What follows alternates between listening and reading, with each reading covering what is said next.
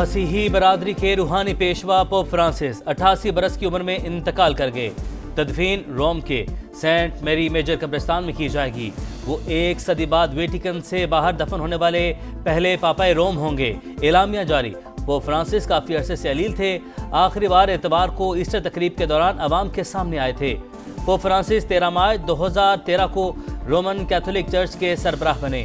Pope Benedict के इस्तीफे के बाद जिम्मेदारी संभाली। वेटिकन सिटी का कॉलेज ऑफ कार्डिनल्स अगले 3 हफ्ते के दौरान खुफिया राय शुमारी के जरिए अगले पोप का इंतखाब करेगा। मसीही बरादरी अफसुर्दा। दुनिया भर से ताज़ियती पैगामात। आलमी रहनुमाओं का इजहार अफसोस। सदर मुमलिकत आसिफ अली जरदारी और वज़ीर आज़म का इजहार ताज़ियत। शहबाज शरीफ ने कहा, पोप फ्रांसिस बैनुल मज़ाहिब हम आहंगी के फ़िरोग के लंबरदार थे। उन्होंने ईस्टर पर गज़ा में इंसानी हुकूक़ की पामाली रोकने की अपील की।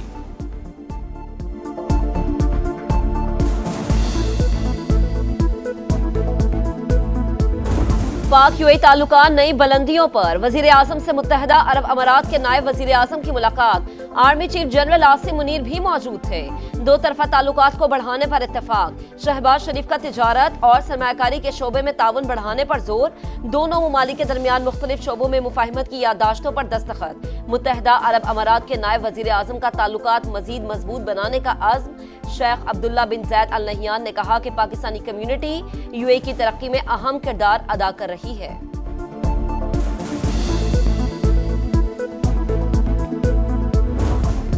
नहरों का झगड़ा मामला सुलझाने के लिए विफाक की कोशिशें तेज। राना सनाउल्लाह का 2 दिन में सिंध के सीनियर वज़ीर शर्जील मेमन से दूसरा राब्ता। मामले पर मुशावरत के अमल को आगे बढ़ाने पर इत्तफाक। वज़ीर-ए-आज़म के मुशीर ने कहा, माहिदे के मुताबिक किसी सूबे का पानी दूसरे को मुंतकिल नहीं किया जा सकता और ना ही किया जा रहा है। पानी की तकसीम का मसला इंतजामी और तकनीकी बुनियादों पर हल किया जाएगा। किसी सूबे की हक तलफी मुमकिन नहीं। मामला तफाहम और तफहीम से हल करने पर यकीन रखते हैं।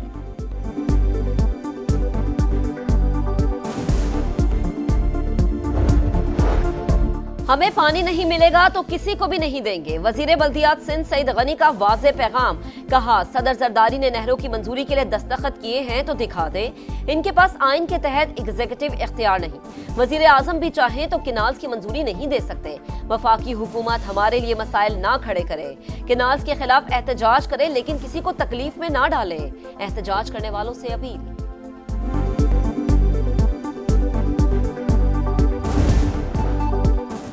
दरिया सिंध पर नई नहरों का तनाज़ा। खैरपुर में वकला का चौथे रोज भी धरना। सिंध और पंजाब जाने वाली ट्रैफिक मुअत्तल।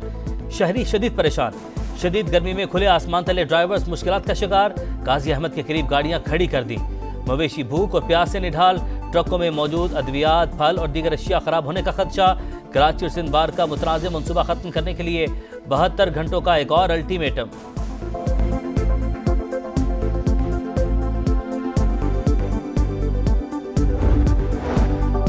नई नहरों का फैसला इत्तफाक़े राय से होना चाहिए था। लगता है हुकूमत कुछ छुपा रही है। हुक्मरानों की नाअहली है कि मसले का हल तलाश नहीं कर सके। सिंध वाले अपने हक की बात करते हैं तो इन्हें रोक नहीं सकते। मौलाना फजल रहमान की गुफ्तगू। जमीयत उलमा सलाम का अपने प्लेटफॉर्म से जिद्दोजहद जारी रखने और किसी सियासी इत्तेहाद में ना जाने का फैसला। असरनो शफाफ इंतखाबात कराने का मुतालबा। मरकजी मजलिस अमूमी का एलामिया। हाफिज नईमुल रहमान बोले कि इलेक्शन में धांधली नहीं धांधला हुआ था, लेकिन फौरी इंतखाबात का मुतालबा नहीं करते। चाहते हैं कि फॉर्म 45 की बुनियाद पर फैसले किए जाएं।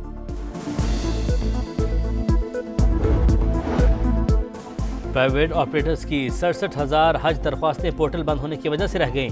मामला वज़ीर-ए-आज़म के नोटिस पे ले आए। सऊदी वजीर से टाइमलाइन बढ़ाने की बात की है। विफाकी वजीर मजहबी अमूर सरदार यूसुफ मामला हल होने के लिए पुरुमीद। अलामा ताहिर अशरफी बोले, टूर ऑपरेटर्स ने रकम ताखीर से सऊदी अरब भेजी। पाकिस्तानी हुज्जाज के पैसे डूबने की बातें प्रोपेगेंडा हैं।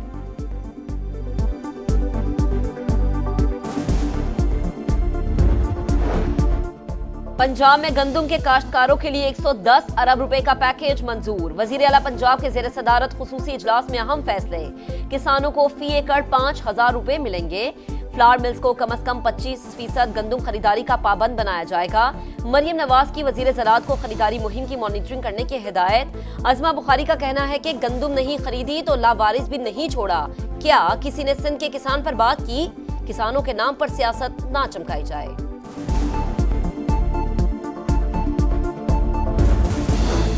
जस्टिस तबादले सीनियरिटी का केस लाहौर और इस्लामाबाद हाई कोर्ट के जवाबात सुप्रीम कोर्ट में जमा। विफाकी हुकूमत ने भी तमाम खतों किताबत अदालत में जमा करवा दी। सुप्रीम कोर्ट का 5 रुकनी बेंच कल समाअत करेगा। विफाकी वजीर आजम नसीर तारड़ का कहना है 26वीं तरमीम के बाद किसी तरमीम की जरूरत नहीं, कल को कुछ करना पड़ा तो इत्तेहादी बैठकर सोचेंगे।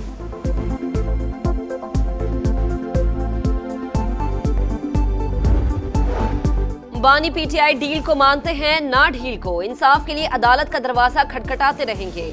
बानी की बहनें घरेलू खवातीन हैं, इनका सियासत से कोई ताल्लुक नहीं। ओपोजिशन लीडर उमर अयूब की मीडिया से गुफ्तगू, कहा पाकिस्तान में कानून की हुक्मरानी नहीं, मुझ पर बिस्किट चोरी तक के केस बनाए गए। Mines and minerals act Khyber Pakhtunkhwa का बनाया हुआ है, इस हवाले से बयानियां बनाकर प्रोपेगेंडा किया जा रहा है। पीछे पूरा एक माफिया सरगर्म है। वजीर आला अली अमीन गंडापुर की गरज बरस, कहा विफाक समेत किसी को इख्तियार देने की तजवीज़ दी है तो साबित करके दिखाएं। सूबे में गैर कानूनी माइनिंग में हरगिज नहीं होने देंगे।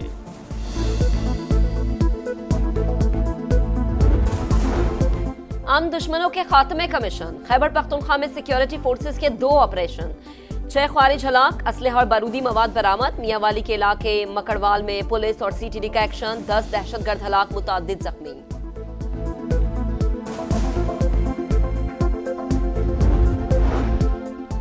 सूरज का पारा हाई, कराची में दर्जा हरारत 41 डिग्री को छू गया, समुद्री हवाएं रूठ गईं। 23 अप्रैल तक हीट वेव का अलर्ट। अंदरून सिंध और पंजाब में शदीद गर्मी खिला है। नवाबशाह मिठी 42, दादू 41, मुल्तान 39 और लाहौर में पारा 38 डिग्री रिकॉर्ड।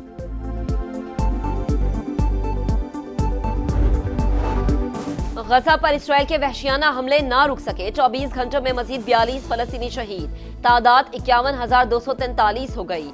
यमन पर एक बार फिर अमरीकी तैयारों की बमबारी, 12 शहरी जाम बहक, 30 जख्मी। हौसियों के इसराइली शहर अस्कलान और अमरीकी बहरी बेड़े पर जवाबी हमले।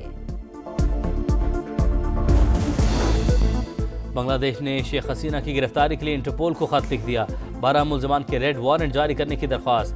बांग्लादेशी हुकाम के मुताबिक दरख्वास्त हसीना वाजिद के खिलाफ जारी मुकदमात की बुनियाद पर दी गई। साबिक बांग्लादेशी वज़ीर आज़म भारत में मुकीम हैं।